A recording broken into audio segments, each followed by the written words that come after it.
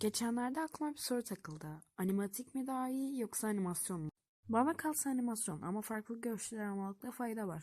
İlk başta düşünelim. Neden animatik? Bu arada animatik diyeceğim, bazen de animasyon diyeceğim. En son kendi görüşlerimi paylaşacağım. Çünkü tam bir orta yol bulmak istiyorum. Animatik her türden daha işlevli çünkü direkt yapıyorsun. Animasyon ise uzun sürüyor ve vakit alıyor. Kalite bakımındansa animasyon her türlü daha iyi, daha uzun zaman alıyor ve daha güzel oluyor. Animatik kanalları gerçekten büyük artışta bu arada. Ben onu fark ettim ekstra bilgi olarak. Bu da ekstra bilgi oldu işte. Yani şimdi az çok konuyu anladığınızı diye umuyorum. Konuya geçiş. Yani kısaca konuya geçiş. Şunun bitmesini bekliyorum.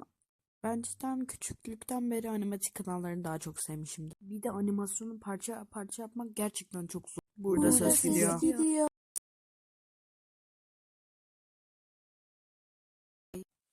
Bye.